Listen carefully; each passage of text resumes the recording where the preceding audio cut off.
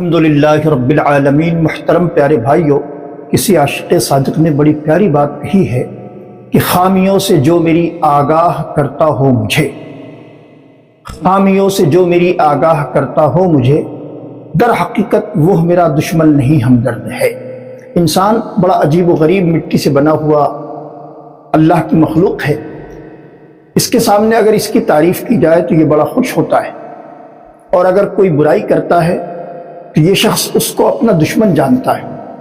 حالانکہ صوفیہ کا قول، صوفیہ کا عمل اس کے برخلاف ہے۔ آپ صوفیہ کی زندگی اٹھا کر دیکھیں، دعویٰ ہمارا یہ ہے کہ ہم بزرگوں سے محبت کرتے ہیں، لیکن بزرگوں کی کوئی بات ہمارے اندر نظر نہیں آتی۔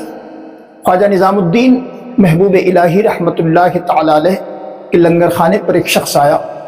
حضرت نے اس کی خوب ضیافت فرمائی، جہاں دیگر فقراء اس لنگر سے فیضیاب ہو رہے تھے، اس شخص کی آپ نے بڑی اچھے انداز میں ضیافت فرمائی۔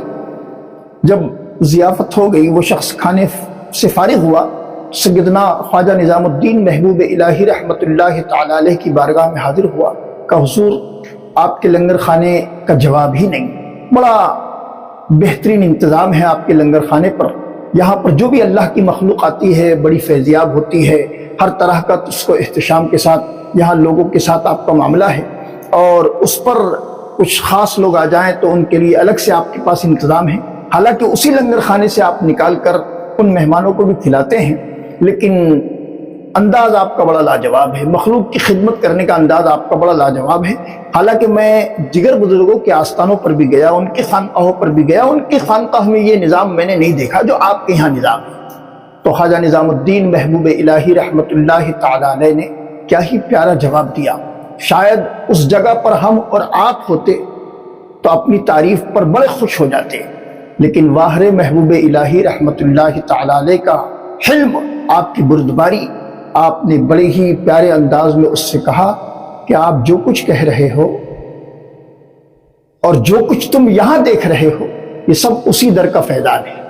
ہم نے تو سارا اللہ تبارک و تعالیٰ کے بندوں کی خدمت کا انداز اسی بزرگ کی صحبت میں رہ کر حاصل کیا ہے۔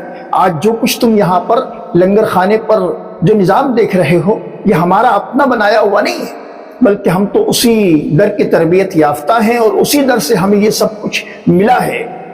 محترم پیارے بھائیوں، یہ اللہ والوں کا حلم، یہ اللہ والوں کی بردباری، اور ایک طرف ہم اپنے آپ کو دیکھیں کہ ہم بزرگوں سے محبتوں کے راگ الاپتے ہیں، لیکن بزرگوں والا انداز ہمارے اندر نظر نہیں آتا۔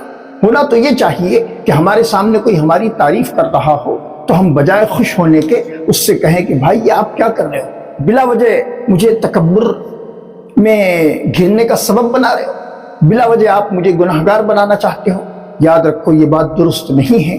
اگر واقعی آپ بزرگوں سے محبت کرتے ہیں تو آپ کا انداز بھی بزرگوں والا ہونا چاہیے۔ یہاں ایک بات ذہن میں ہم اور آپ کی آ سکتی ہے کہ تعریف اور چاپلوسی میں کیا فرق ہے؟ دیکھیے، یہ دونوں ایک الگ الگ شے ہے۔ چاپلوسی ایک الگ شے ہے اور تعریف ایک الگ شے ہے۔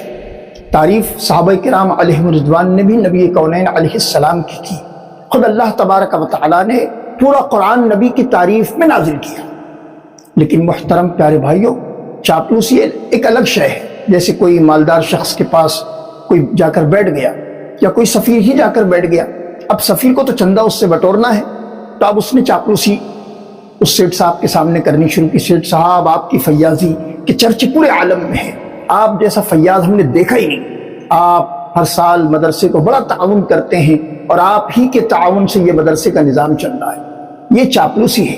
تعریف ایک الگ شے ہے۔ تعریف نبی کونین علیہ السلام کی صحابہ نے کی۔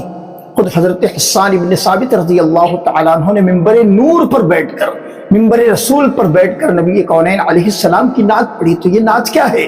دراصل نبی کی تعریف ہی ہے، اور پورا قرآن آپ اٹھا کر دیکھیں، نبی کونین علیہ السلام کی تعریف سے بھرا پڑا ہے۔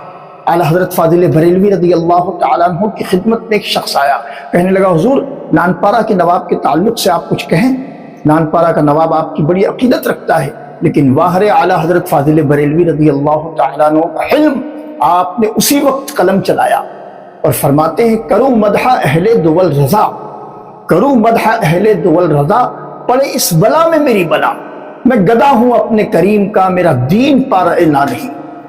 مطلب یہ کہ میرا دین روٹی کا ٹکڑا نہیں ہے کہ میں کسی سے کچھ حاصل کرتا ہوں تو اس حاصل کرنے کے عوض میں اس کی تعریف کروں۔ یہ تعریف نہیں بلکہ یہ چاپلوسی۔